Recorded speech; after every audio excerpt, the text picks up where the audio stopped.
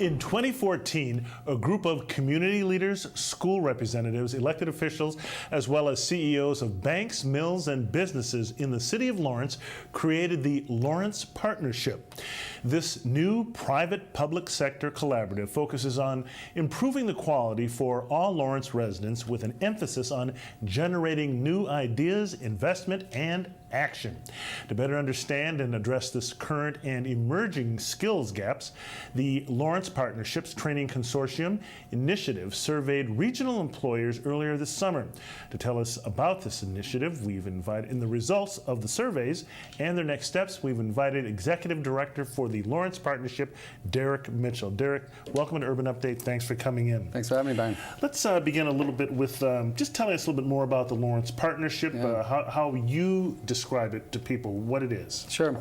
The Lawrence Partnership is it's built on this idea that we all have a shared interest in the success of Lawrence. You know, whether you're a business owner, whether you're a community member, an institutional leader, we all will suffer. If Lawrence suffers, we all will benefit when Lawrence prospers. And so the Lawrence Partnership, it's a mechanism for people to work together. And we recognize that a lot of these business leaders and institutional leaders, they can leverage ideas to get things done working together. You know.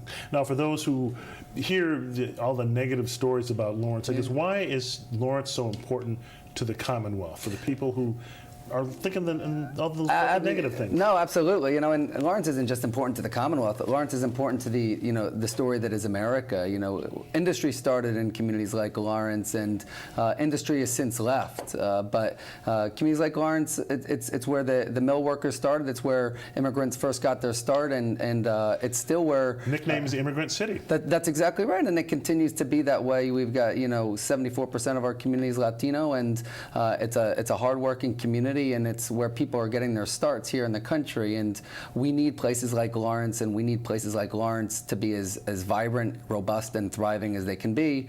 And the partnership is committed to ensuring that happens and creates the upward mobility for families to continue to experience the American dream. Okay, let's talk about the survey you did now. How and why did this come about, and what were you trying to accomplish with this survey?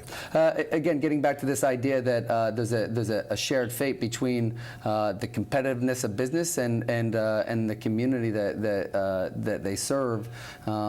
In the case of Lawrence and so many other areas, we have a very dynamic economy.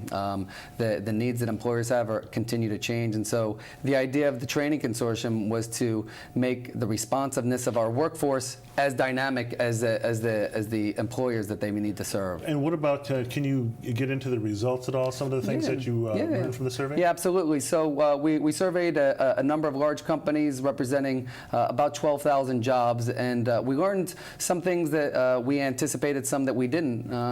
One thing that we know is that the manufacturing sector is very much alive in our region. It's not just Lawrence. This is a larger regional project, but there's textile manufacturers, food manufacturers, sheet metal fabricators, and they're all in this area, and they're growing, and they've got specific hiring needs too. Okay, and what else are you doing to promote economic development? Talk to me about that. So obviously, supporting the workforce needs of companies, and certainly ensuring that there's upward mobility opportunities for the community we serve. But there's a very entrepreneurial class in Lawrence as well, and we want to make sure that there's capital available. So we had a pilot project to create a venture loan fund. We raised $1 million last year. We've already committed half of that money to a number of local businesses. They've projected to create over 100 jobs, and so we brought 6 more financial institutions to the table, raised another $1.5 million, and so there's $2.5 million that's being invested in local businesses. The positive story here is, as recently as 15 years ago, banks were leaving Lawrence. They didn't see it as a community that had a business community that could be invested in. Now we've seen banks coming back to Lawrence because they recognize there's an opportunity there. Wow, very impressive. Now tell me a little bit about the training consortium and its purpose, its findings, and who makes up the consortium? Yeah, so like the rest of the partnership, we're built on this idea. If you can get a number of people to share a vision and work together, a lot of things happen. And so in the context of the training consortium, we've got some very large employers, whether they're CEOs of health institutions or manufacturers, sitting at the table with the president of the community college and the superintendent of the vocational school, trying to fully understand what kind of steps we can take to make ours a community that is producing the workforce that the regional employers really need, and in turn making sure those employers are reinvesting back in the community. It's a real partnership endeavor, and it's the kind of thing that I think makes our community competitive and the kind that businesses might want to come and set up shop. And talk to me about, I guess, just telling the good story about Lawrence after so many years of so much negative publicity. Yeah, it's the biggest challenge. We were talking about this earlier, Byron. A lot of people have an image of Lawrence in their head that may be outdated from 10 or 20 years. It's not an image that's accurate anymore, but until people have an opportunity to come and experience Lawrence, until they hear these stories like you guys are telling, they might not have another narrative. They might not know the other positive things that are coming out of our community. Now you've got another, your next industry-specific meeting is going to be in November, isn't that correct? Yeah, we're running a number of meetings for specific industries, again, trying to align the needs, but we also have a larger or annual meeting open to the communities where we share back some of our progress. That's November 17th. And who should come, and how can they register? So our website has a bunch of information on these initiatives I mentioned, as well as opportunities to register and sponsor for the event. It's www.lawrencepartnership.org. And who do you want to see there?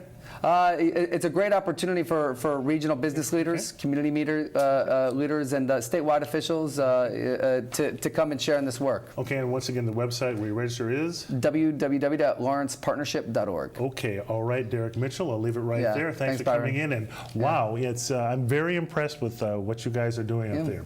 Okay, and keep up the good work. Great, thanks very much. Okay, well, that is it for this edition of Urban Update. For all of us here, I'm Byron Barnett. Enjoy the rest of your Labor Day weekend and have a great Sunday.